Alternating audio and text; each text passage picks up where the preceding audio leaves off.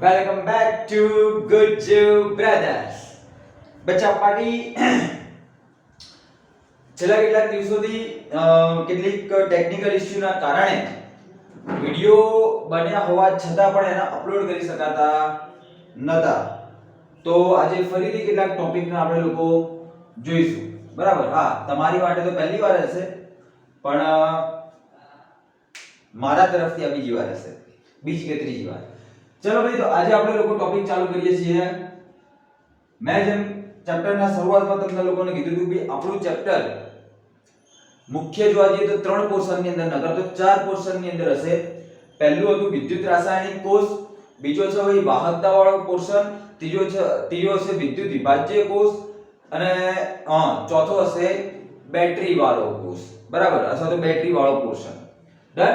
તો હવે આપણે લોકો બીજો પોર્શન ચાલુ કરીશું આજથી કે ભાઈ દ્રાવણોની વાહકતા અથવા વિદ્યુત વિભાજ્ય દ્રાવણોની વાહકતા. હવે આજે વખતે હું તમારી જોડેથી કેટલાક ટર્મ સમજાવીશ આજે. બરાબર? કે જે ટર્મ આ વાહકતા વાળો પોર્શન જ્યાં સુધી ચાલશે ત્યાં સુધી સતત તમને લોકોને કામમાં લાગશે. એટલા માટે સૌથી પહેલા આપણે લોકો કામ કરશું આ ટર્મ ઉપર અને પછી આગળ વધશું. તો ટર્મ કયા કયા છે અને એની પહેલા સમજી લઈએ કે વિદ્યુત વિભાજ્ય દ્રાવણ એટલે શું અને વાહકતા એટલે શું. તો બેઝિકલી આપણે લોકોને ખબર છે કે ભાઈ શુદ્ધ પાણી હોય તો શુદ્ધ પાણીની અંદર H+ અને OH- આયનની સાંદ્રતા ખૂબ જ ઓછી હોય છે. તો કેટલી ઓછી હોય છે બેટા? તો કે 10⁻⁷ મોલર જેટલી હોય છે. બરાબર? H+ અને OH- બંનેની સાંદ્રતા. તો એટલી ઓછી સાંદ્રતાના કારણે પાણીની અંદરથી વિદ્યુત પ્રવાહ પસાર થઈ શકતો નથી. તો એ શુદ્ધ પાણીની અંદર આપણે શું કરીએ છીએ કે કહેતા હતા કે હા, થોડા ઘણા પ્રમાણની અંદર આપણે મીઠું નાખી દઈએ, સોડિયમ ક્લોરાઇડ ઉમેરી દઈએ તો Na+ અને Cl- આયનો એની અંદરથી અલગ થશે અને એ શું કરી શકશે ભાઈ? વિદ્યુત પ્રવાહનું વહન કરી આપશે. બરાબર? તો આ જે આપણે દ્રાવણ બનાવ્યું એવું દ્રાવણ કે જેની અંદરથી વિદ્યુત પ્રવાહ પસાર થઈ શકે છે, બસ એને કહેવાય વિદ્યુત વિભાજ્ય દ્રાવણ. એને શું કહીશું ભાઈ આપણે લોકો? વિદ્યુત વિભાજ્ય દ્રાવણ. ઓકે? હવે કયા કયા ટર્મ મહત્વના છે અને કયા કયા ટર્મનો આપણે અભ્યાસ કરવાનો છે. તો ભાઈ પહેલો ટર્મ છે અવરોધ, બીજો ટર્મ છે અવરોધકતા, ત્રીજો ટર્મ છે વાહકતા અને ચોથો ટર્મ છે વિશિષ્ટ વાહકતા. આ અવરોધકતાને વિશિષ્ટ અવરોધ પણ કહેવાય છે. ભાઈ અવરોધને દર્શાવવા માટે આપણે લોકો R સિમ્બોલનો ઉપયોગ કરીએ છીએ. અવરોધકતા દર્શાવવી હોય તો ρ નો ઉપયોગ કરીએ છીએ. ભાઈ સમજો, વાહકતા દર્શાવવી હોય તો આપણી જોડે કેપિટલ G આવેલો હોય છે. જો વિશિષ્ટ વાહકતા દર્શાવવી હોય તો K. હવે K એનો એકમ પણ છે અને એની સંજ્ઞા પણ છે. બોલે? બરાબર?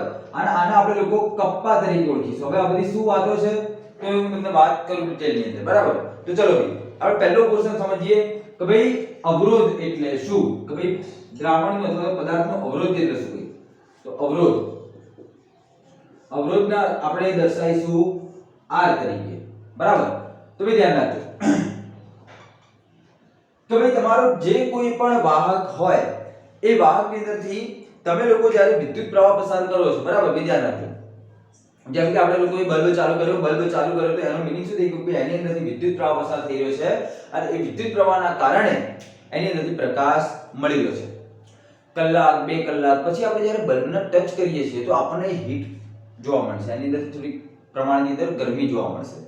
બરાબર? હીટર છે અને આપણા ઘણા બધા ઇક્વિપમેન્ટ કે જેની અંદરથી વિદ્યુત પ્રવાહ પસાર થાય એના પછી એ શું થઈ જાય ભાઈ? ગરમ થઈ જાય. તો આ ગરમ કેમ થતું હશે? તો એની પાછળનું ઘણા બધા રીઝન છે ભાઈ ગરમ થવાનું, પણ એક રીઝન બીજું એ છે કે ભાઈ એની અંદર શું આવેલો હોય? અવરોધ આવેલો. તો અવરોધ શું છે?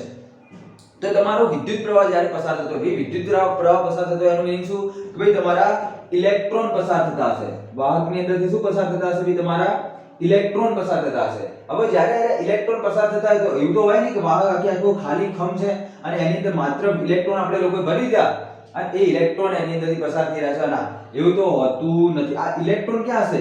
જે તે એટમની અંદર બંધિત હશે. તો હવે જ્યારે ઇલેક્ટ્રોન અહીંયાથી ગતિ કરતો હશે, બે સમજો, ઇલેક્ટ્રોન જ્યારે અહીંયાથી ગતિ કરતો હશે તો એના રસ્તાની અંદર અન્ય બીજા કોઈ ઇલેક્ટ્રોન આવી જાય, અન્ય આવી રીતના કોઈ ન્યુક્લિયસ આવી જાય, અન્ય કોઈ એટમ્સ આવી જાય, તો એની સાથે અથડાતો ઇલેક્ટ્રોન આગળ વધે. અને જ્યારે કોઈ વસ્તુ એકબીજા સાથે અથડાઈને આગળ વધે તો એ વસ્તુ જનરેટ કરે છે, તો કે હીટ જનરેટ કરે છે, ગરમી જનરેટ કરે છે. એના કારણે આપણા જે ઇક્વિપમેન્ટ હોય, વિદ્યુતથી ચાલતા ઇક્વિપમેન્ટ હોય, એ શું કેવા થઈ જાય ભાઈ? થોડા ગરમ થઈ જાય. હવે આની અંદર અવરોધની વાત શું હોય તો ભાઈ ધ્યાન રાખજો કે જે તમારો ઇલેક્ટ્રોન હોય છે એ જ્યારે આગળ વધતો હોય, વિદ્યુત પ્રવાહનું મતલબ વિદ્યુત પ્રવાહ જ્યારે પસાર થતો હોય એનો મીનિંગ કે ભાઈ ઇલેક્ટ્રોન આગળ વધતો હોય, ઇલેક્ટ્રોન ગતિમાં હોય, તો એ સમયની અંદર ઇલેક્ટ્રોનની ગતિના આવી રીતના અન્ય ઘટકો જેમ કે અહીંયા એટમ આવી ગયો, બીજો કોઈ ઇલેક્ટ્રોન આવી ગયો, કોઈ ન્યુક્લિયસ આવી ગયું, તો એના કારણે ઇલેક્ટ્રોનની જે ગતિ હોય એને શું મળશે ભાઈ? થોડો અવરોધ મળશે. જેમ કે આપણે લોકો ફૂલ સ્પીડની અંદર બાઇકમાં જતા હોઈએ અને આગળ બમ્પ આવી જાય, જમ્પ આવી જાય, તો આપણે શું કરી દઈએ ભાઈ? બ્રેક મારી દઈએ. બ્રેક મારી દઈએ તો આપણી ગતિ શું થઈ જાય? અવરોધ થઈ જાય. એ આપણને ખબર છે. તો એક્ઝેક્ટલી એવી રીતના આ ઇલેક્ટ્રોનની ગતિ પણ શું થઈ જાય? થોડી અવરોધ થઈ જાય. બસ એને જ કહેવાય એનો અવરોધ. ડન? તો ભાઈ હવે સમજો કે ભાઈ અવરોધ કોને કહેવાય? તો કે વાહકમાંથી પસાર થતા ઇલેક્ટ્રોનના જથ્થાને અથવા તો વાહકમાંથી પસાર થતા ઇલેક્ટ્રોનની ગતિને અવરોધવાના ગુણધર્મને શું કહીશું આપણે લોકો? અવરોધ કહીએ છીએ. અવરોધ કહે છે. બરાબર? અવરોધની સંજ્ઞા કહીએ. અવરોધની સંજ્ઞા થાય છે બેટા R, રેઝિસ્ટિવિટી. બરાબર? અને સોરી, રેઝિસ્ટન્સ. અને જે એનો એકમ હશે, એકમ, એને બી આપણે લોકો ઓળખીએ છીએ ઓમ તરીકે. કેવી રીતે ભાઈ? ઓમ તરીકે. બરાબર? આ આપણે લોકો યાદ રાખજો. બે આને વંચાય કેવી રીતે? ઓમ. બોલો, ડર આટલી વસ્તુઓ. હવે બીજી વસ્તુ યાદ રાખો કે ભાઈ જો તમારો અવરોધ હોય એ હાલ આપણે લોકો શેનો અભ્યાસ કરી રહ્યા છીએ ભાઈ? તો કે અવરોધનો. મતલબ કે આપણે હાલ જે ડેફિનેશનો જોશું એ બધી ફિઝિક્સને લગતી જોશું. હવે આને કેમિસ્ટ્રીની અંદર કેવી રીતે એપ્લિકેબલ કરવી? હવે કેમિસ્ટ્રીની અંદર આપણે કોનો અભ્યાસ કરવાનો હોય? દ્રાવણ. તો દ્રાવણની અંદર કોઈ ચોક્કસ વાહક ના હોય, દ્રાવણની અંદર એક લિક્વિડ હોય, તો એનો કેવી રીતે અભ્યાસ કરવાનો, એની અંદરથી કેવી રીતે રેઝિસ્ટિવિટી માપવાની એ દ્રાવણની, એની આખી અલગ પદ્ધતિઓ હોય અને જેને આપણે ડિટેલની અંદર પાછળથી ભણવાની છે. પણ સૌથી પહેલા આ મીનિંગ સમજવો જરૂરી છે. બરાબર? તો ભાઈ ધ્યાન રાખજો કે જે તમારો અવરોધ હોય એ અવરોધ તમારો જે કોઈ બી વાહકતા હોય એની જે કોઈ બી લંબાઈ હશે એ લંબાઈના સમપ્રમાણમાં અને એના ક્ષેત્રફળના વ્યસ્ત પ્રમાણમાં હોય છે.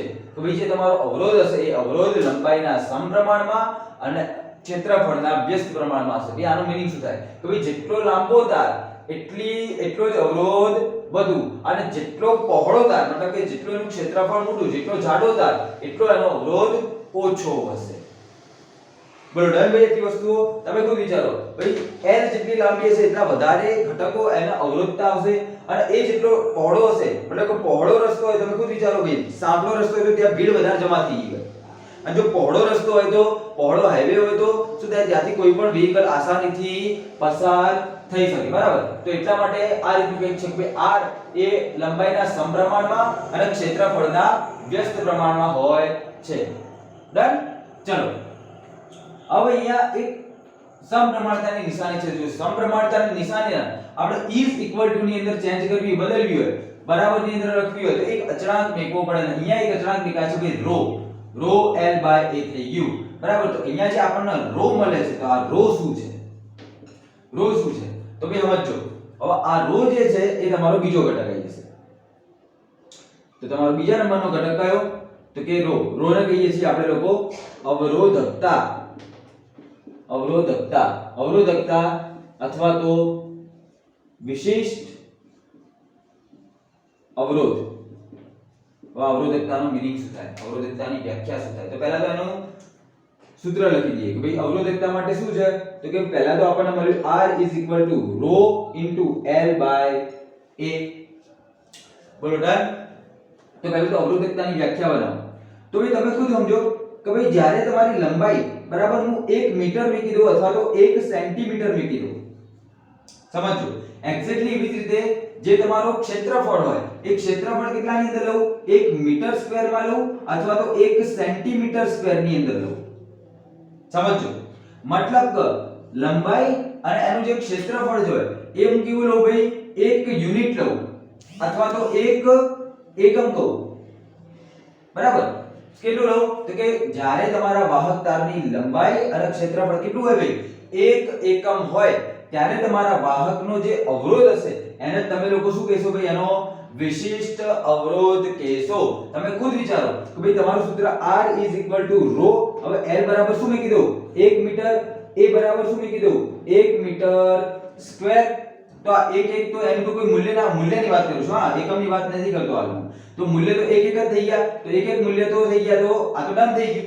તો તમારો જે અવરોધકતા હતી, વિશિષ્ટ અવરોધ હતો એ કોના બરાબર આવે, તો એ વાહકનો જે કઈ બી અવરોધ હશે એના બરાબર આવે. તો શું તમે લોકો એવું ના કહી શકો કે જ્યારે તમારા વાહકની લંબાઈ 1 એકમ હોય અને એનું ક્ષેત્રફળ પણ 1 એકમ હોય તો એવા કિસ્સાની અંદર તમારા વાહકનો જે કોઈ પણ અવરોધ હશે એને શું કહીશું આપણે લોકો, એની અવરોધકતા કહીશું અથવા તો એનો વિશિષ્ટ અવરોધ કહીશું. તો ચલો ભાઈ વ્યાખ્યા લખો. તો વ્યાખ્યા શું બને, તો કે વાહકની લંબાઈ અને ક્ષેત્રફળ કેટલું હોય, 1 એકમ હોય તેવા કિસ્સામાં વાહકના અવરોધને તેની અવરોધકતા અથવા વિશિષ્ટ અવરોધ કહે છે. બરાબર. અવરોધકતા અથવા તો વિશિષ્ટ અવરોધની જે સંજ્ઞા છે, તો બે સંજ્ઞા યાદ રાખજો. સંજ્ઞા છે ભાઈ ρ. કેટલી સંજ્ઞા છે એની, ρ. બરાબર. હવે આનો એકમ જો, એકમ, તો એકમ માટે સૂત્ર લગાવો. તો કે ρ સમજો, ρ એના આસન લેજો, l ને નીચે ઉતાર દો. તો R × A/L, અરે સોરી R.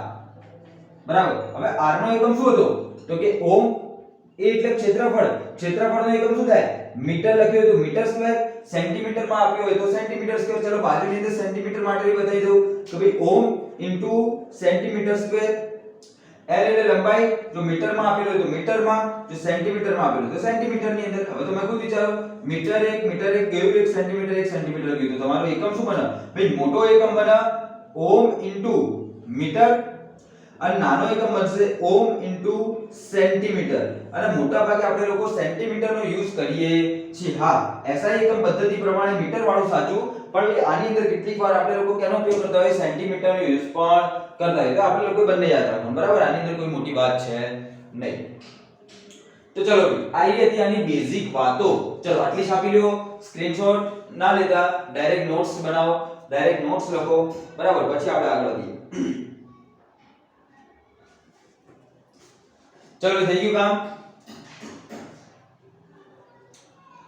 ચાલો ઓકે. આપણે લોકોએ વાહકનો અવરોધ શું કહેવાય, વાહકની અવરોધકતા શું કહેવાય એ જોઈ લીધું. હવે આપણે લોકો જોઈશું ભાઈ વાહકનો વાહકતા કોને કહેવાય. બરાબર. વાહકની વાહકતા કોને કહેવાય. તો ભાઈ સમજો, હવે ત્રીજો ક્વેશ્ચન છે આપણો વાહકતા. ભાઈ વાહકતા એટલે શું, તો કે જેટલા પ્રમાણની અંદર તમારા ઇલેક્ટ્રોન જે તે ઘટકની અંદરથી જેટલી આસાનીથી પસાર થઈ ગયા, એ આસાનીથી પસાર થવાના ગુણધર્મને વાહકતા કહીશું તો વાહકતા બેઝિકલી શું થઈ ગયું તો વાહકતા એટલે થઈ ગયું એ જ કે ભાઈ વાહકતા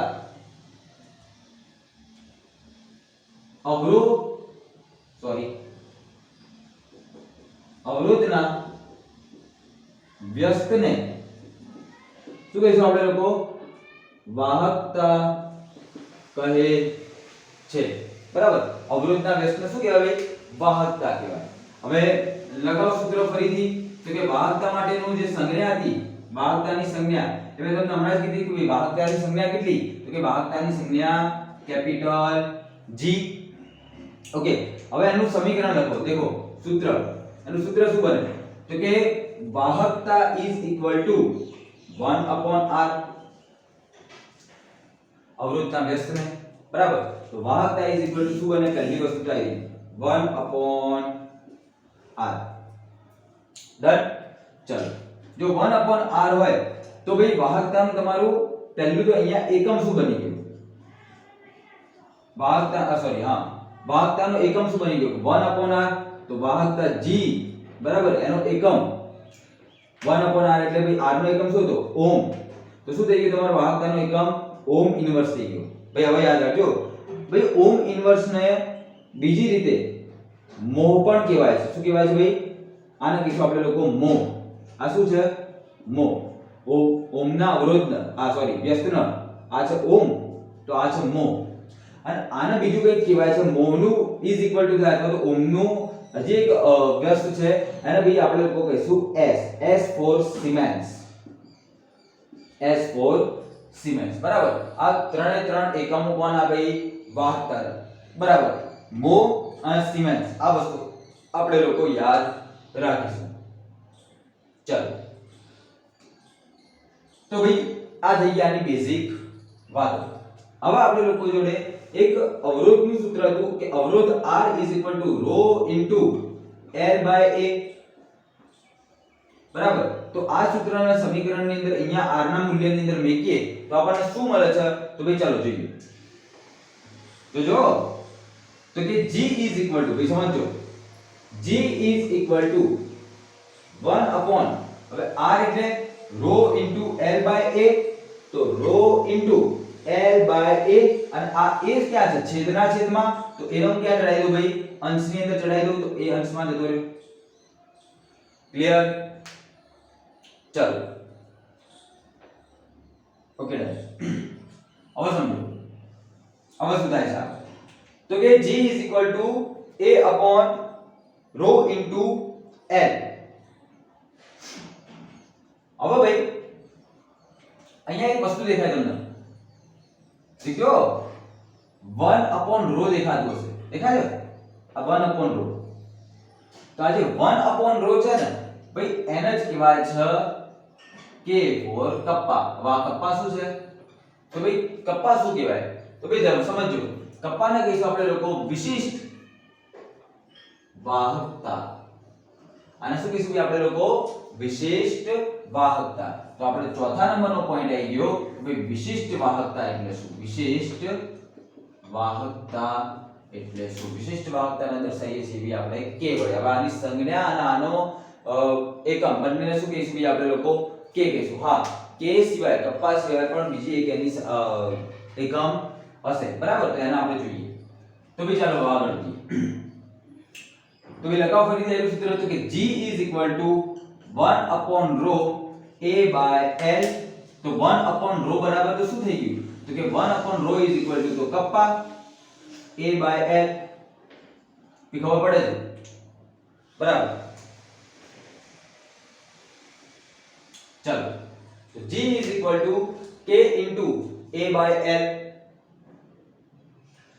તો આની અંદર આપણે હવે શું કરવાનું છે ભાઈ K4 મતલબ કે K તો શું થઈ ગયો K કપ્પા અને કપ્પા શું દર્શાવશે વિશિષ્ટ વાહકતા તો આપણે હવે શું કરવાનું ભાઈ વિશિષ્ટ વાહકતાની વ્યાખ્યા જોઈએ તો ભાઈ તમે ખુદ વિચારો કે ભાઈ જ્યારે હું તમારો A એક એકમ લઈ લઉં એટલે કે 1 મીટર સ્ક્વેર અથવા તો 1 સેન્ટીમીટર સ્ક્વેર એવી રીતના એની જે વાહકની જે લંબાઈ હોય એ 1 મીટર અથવા તો 1 સેન્ટીમીટર લઈ લો મતલબ કે તમારો ક્ષેત્રફળ અને લંબાઈ કેટલા લઈ લો 1 યુનિટ લઈ લો અથવા તો 1 એકમ લઈ લો તો એ સમયની અંદર તમારા વાહક તારની જે કોઈ પણ વાહકતા હશે બસ એને શું કહીશું આપણે લોકો એની કપ્પા કહીશું અથવા તો વિશિષ્ટ વાહકતા કહીશું બરાબર ભાઈ આ કપ્પા છે કોઈ આને કટપ્પા નહીં કહેવાનું બરાબર ભાઈ ધ્યાન રાખજો ચલો તો કે G is equal to તમે ખુદ વિચારો K into હવે A બરાબર મેં શું લઈ લીધું 1 મીટર સ્ક્વેર અને L બરાબર કેટલું લઈ લીધું ભાઈ સોરી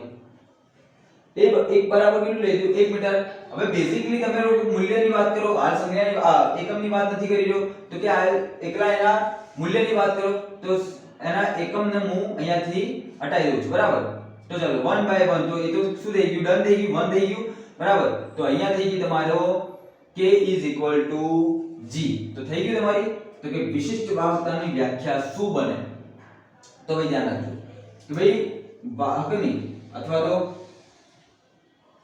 ઓકે વાહકને એક એકમ ક્ષેત્રફળ અને લંબાઈ હોય વાહકની કેટલી એક એકમ ક્ષેત્રફળ અને લંબાઈ હોય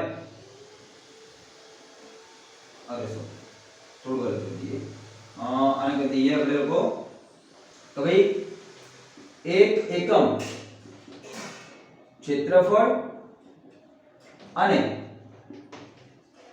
એક એકમ ક્ષેત્રફળ અને એક એકમ લંબાઈ ધરાવતા વાહક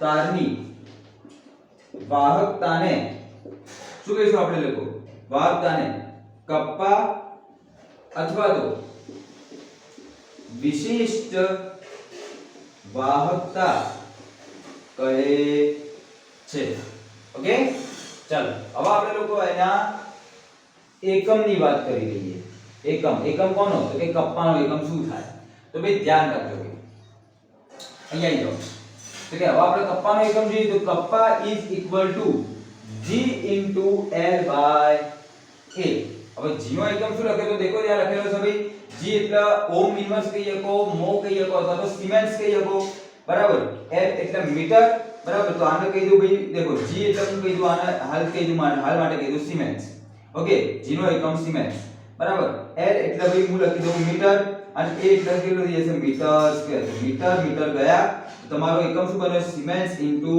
મીટર ઇન્વર્સ આ મીટર ઉપર આવી જશે તો મીટર ઇન્વર્સ ડન હવે આપણે સિમેન્સ ને બીજું શું લખીએ છીએ તો કે સિમેન્સ ને લખીએ કે આપણે બીજું મો લખીએ છીએ શું લખીએ છીએ ભાઈ મો લખીએ છીએ તો મો ઇન્ટુ મીટર ઇન્વર્સ બીજું શું લખીએ છીએ તો કે સિમેન્સ ને આપણે લોકો ઓમ ઇન્વર્સ પણ લખી શકીએ તો ઓમ ઇન્વર્સ ઇન્ટુ મીટર ઇન્વર્સ તો આ થઈ ગયો તમારો એકમ કપ્પાનો વિશિષ્ટ વાહકતાનો બરાબર તો આ ચાર પોઈન્ટ છે આ ચાર ટોપિક છે કે ભાઈ જેને ધ્યાનથી તમારે લોકો શીખવા પડશે ત્યારે જ જે તમને આયેલો આખો પોર્શન ખૂબ સરળતાથી તમે લોકો એને સમજી શકશો ઓકે ડન ચલો તો આજ સુધીની અંદર એટલા નોટ્સ બનાવો પછી આગળની વાત કરીએ